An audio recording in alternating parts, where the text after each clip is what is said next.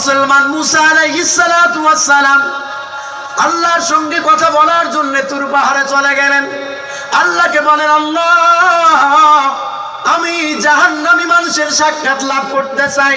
আল্লাহ বলে, মুসা জাহান্নামী মানুষের সাক্ষাৎ লাভ করে কি লাভ?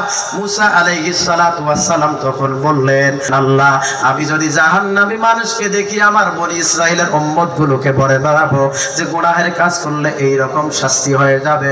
আল্লাহ বলে, না না, কি গুনাহ করার কারণে আমার বান্দাগুলোকে দিব জাহান্নাম দিব, সেটা জানার পরে মানুষকে বলবা, এটা বড় লজ্জার বিষয় না। না, আল্লাহ বলেন, লাকাদ খালাকনাল ইনসানা ফি আহসানি তাকওয়িম।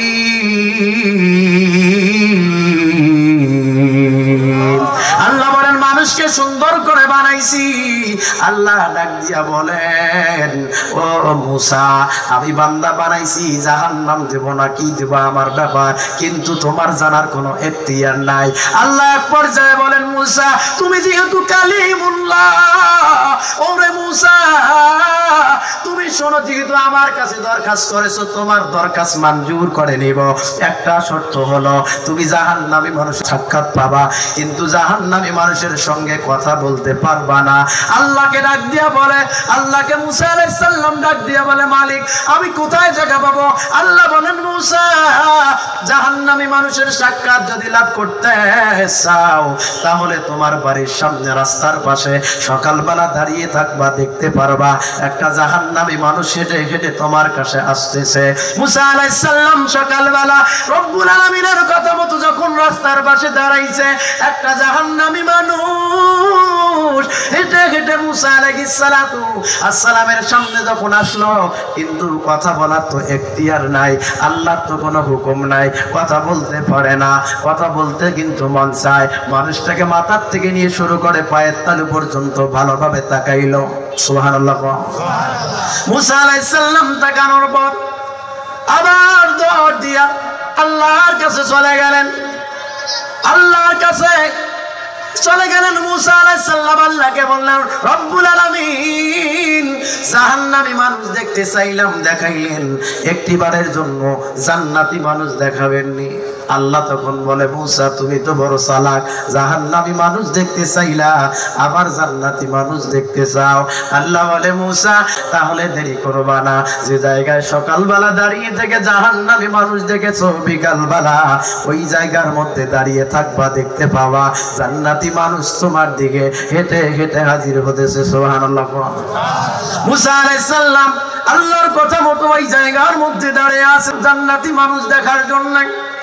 মুসা আলাইহিস সালাম দেখতে পায় একজন মানুষ হেঁটে হেঁটে তার সামনে আসতেছিল। মুসা আলাইহিস সালাতু ওয়াস সালাম ভালোভাবে তাকায়, তাকায় তো তাকায়, খুব সুন্দর করে তাকায়। মুসা আলাইহিস সালাতু ওয়াস সালাম বলে, সকালবেলা যে মানুষটাকে জাহান্নামী হিসাবে দেখেছি, ওই মানুষটা কেন জানি বিকালবেলা জান্নাতি হয়, আমি মুসার সামনে হাজির হয়েছে। মুসা আলাইহিস সালাতু ওয়াস সালাম কথা বলতে পারে না, ওই মানুষটার দিকে তাকালেন, শুধু একটিবারের মতো জিজ্ঞাসা করেছেন, ভাই তোমাকে কিছু বলবো না, আমার আল্লাহর আদেশ নাই, তবে একটা প্রশ্ন করতে চাই, সকালবেলা যে মানুষটা এসেছিল আমার সামনে তুমি কি সেই মানুষ? বলে জি। বলে যাও, চলে যাও। মুসা আলাইহিস সালাম দৌড় দিয়া তুর পাহাড়ে আল্লাহর কাছে চলে গেলেন। আল্লাহকে বলেন, রব্বুল আলামিন জাহান্নামী মানুষ দেখতে চাইলাম, সকালবেলা রাস্তার পাশে দাঁড়িয়ে থেকে জাহান্নামী মানুষ দেখলাম, জান্নাতি মানুষ দেখতে চাইলাম, বিকালবেলা ওই জায়গায় দাঁড়িয়ে যখন ছিলাম ওই মানুষটাকে আমি দেখেছি। সকালবেলার জাহান্নামী মানুষটা বিকালবেলা জান্নাতি হয়ে কেমন করে আমার সামনে হাজির হলো জানতে চাই। আল্লাহ ডাক দিয়া বলে, মুসা সকালবেলা ওই মানুষটা যখন জাহান্নামী হয় গুনার বোঝা মাথায় নিয়ে তোমার কাছে হাজির হয়েছিল, ওই মানুষটা ছিল তখন অপরাধী। দুপুরবেলা মানুষটা নিজের গুনাহের জন্য আল্লাহর কাছে কান্না করেছে, আমি আল্লাহর কাছে মাপ চেয়েছে, পাহাড়ের উপরে বলেছে, রব্বুল আলামিন আমি জীবনে অনেক গুনাহ করেছি, আর করব না। আল্লাহ পাক রব্বুল আলামিন বলেন, ওয়ালাম ইউসিরু আলা মা ফাআলু ওয়া হুম ইয়ালামুন। আল্লাহ বলেন, বান্দা তওবা করবা, জীবনে যদি গুনার কাজ না করো তাহলে আমি আল্লাহ তোমার তামাম জিন্দেগীর জীবনের গুনাহগুলো মাফ করে দিব। আল্লাহকে ডাক দিয়া বলেন, আল্লাহ কি কারণে ওই ব্যক্তিটা জাহান্নামী জান্নাতি হয়ে গেল? আল্লাহ বলেন, মানুষটা সকালবেলা গুনার কারণে জাহান্নামী, দুপুরবেলা পাহাড়ে উঠিয়া আমি আল্লাহর কাছে যখন তওবা করেছে মাফ করে দিয়া বিকালবেলা জান্নাতি বানাইয়া আমি আল্লাহ তুমি মুসার সামনে বান্দাকে হাজির করে দিয়েছি। বান্দা যখন জাহান্নামে জ্বলিবে